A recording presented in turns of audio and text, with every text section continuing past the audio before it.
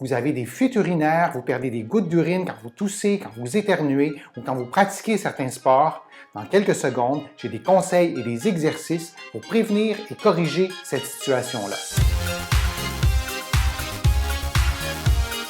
Je suis Denis Fortier, chroniqueur pour l'émission Les Éclaireurs diffusée sur ICI Radio-Canada Première. On est parfois gêné de parler de fuite urinaire, d'incontinence urinaire, pourtant ça concerne une grande proportion de la population, les hommes comme les femmes. Il y a plusieurs types d'incontinence urinaire, mais aujourd'hui, je vous parle surtout des exercices que vous pouvez faire pour prévenir ou corriger la situation. Les muscles du plancher pelvien sont les muscles qui retiennent l'urine et les gaz, et de stimuler ces muscles-là, ça va vous aider donc à prévenir ou à corriger des problèmes de fuite urinaire. Une façon simple de vous familiariser avec la contraction du plancher pelvien, c'est de contracter les muscles comme si vous vouliez retenir l'urine et les gaz, et en relevant votre plancher pelvien comme si vous dirigiez la contraction vers le centre du corps. Vous maintenez cette contraction-là pendant 3 secondes, puis vous relâchez. C'est important de ne pas bloquer votre respiration, de rester bien détendu pendant que vous faites cette contraction-là.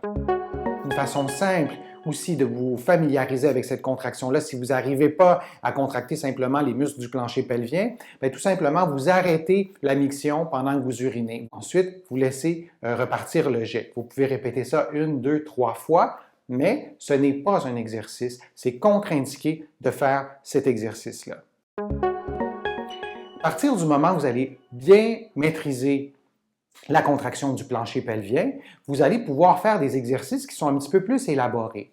Vous allez d'abord vous coucher sur le dos, les genoux pliés. Cette position-là, c'est la position en général la plus facile pour contracter le plancher pelvien parce que c'est une position antigravitaire. Donc, il n'y a pas beaucoup de poids sur le plancher pelvien. Ça devrait être en principe un peu plus facile.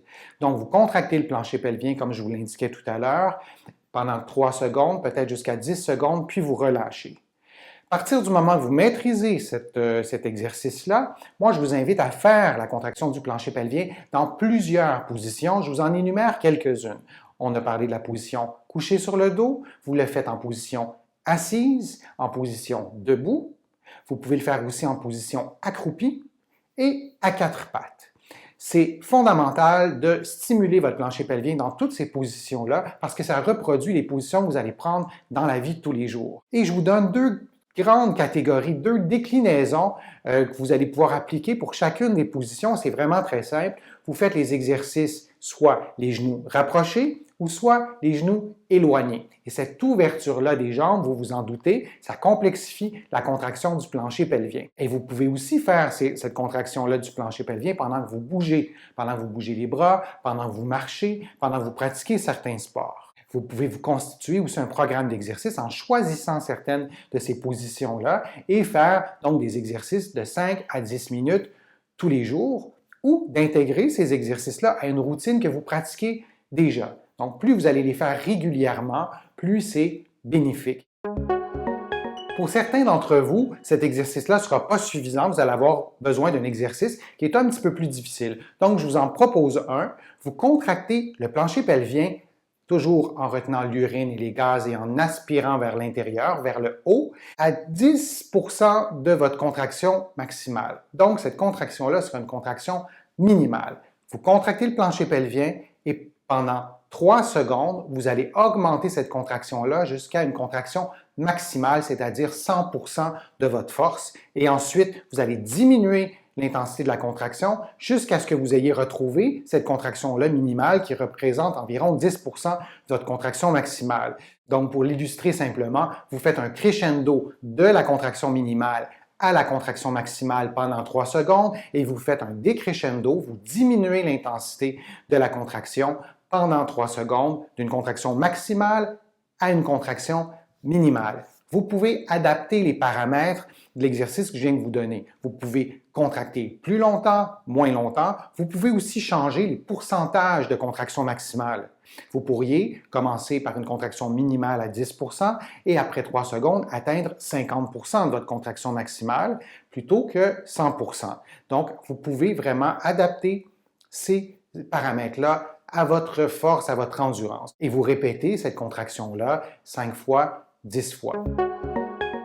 Une autre façon de contracter le plancher pelvien, c'est d'alterner des contractions minimales avec des contractions maximales. Donc, vous faites une contraction pendant 2 secondes, une contraction minimale, et vous la succédez d'une contraction maximale, disons à 100% pendant 2 secondes, et vous revenez 2 secondes plus tard à une contraction minimale, ainsi de suite. Vous pouvez faire ça pendant 10, 15 secondes ou peut-être plus si vous êtes capable de le faire et vous répétez cet exercice-là. C'est important d'être assez rigoureux sur le nombre de secondes pour induire une certaine contrainte à votre plancher pelvien, pour le forcer à réagir rapidement. Parce que dans la vie de tous les jours, évidemment, vous allez bouger, vous allez soulever quelque chose, vos muscles vont travailler, vos autres muscles aussi vont augmenter la pression intra-abdominale et il faut absolument que vos muscles du plancher pelvien puissent réagir rapidement dans une multitude de contextes. Une autre chose que vous pouvez faire pour prévenir ou corriger un problème de fuite urinaire, c'est de consulter un professionnel de la santé qui a des compétences en rééducation périnéale. Si vous habitez la France, les kinésithérapeutes sont des professionnels tout indiqués. Et si vous habitez au Québec, les physiothérapeutes qui ont une approche en rééducation périnéale vont pouvoir vous aider et ça vaut la peine. Il y a beaucoup d'études qui ont documenté que ces traitements-là, ces évaluations-là sont efficaces. Donc, c'est absolument inutile de tolérer des problèmes, même si pour l'instant, ça vous dérange peut-être pas tant que ça, quelques fuites urinaires quand vous toussez à l'occasion, mais sachez que ce problème-là peut se détériorer. Donc, pourquoi ne pas intervenir tout de suite pour corriger la situation avant que ce problème-là dégénère? J'espère que ma vidéo vous a plu. Si c'est le cas, je vous invite à la commenter juste en dessous en m'écrivant un commentaire et en me disant quel autre sujet vous souhaiteriez voir abordé dans une prochaine vidéo. Les vidéos, je les fais pour vous, donc gênez-vous pas, donnez-moi des suggestions. Je vous invite aussi à consulter la description de la vidéo sur YouTube. Vous allez trouver tout plein d'informations pertinentes sur la rééducation périnéale et vous allez aussi trouver le lien de ma chronique du magazine Les Éclaireurs diffusé sur ICI Radio-Canada Première. Je vous remercie beaucoup. Je suis Denis Fortier. À bientôt.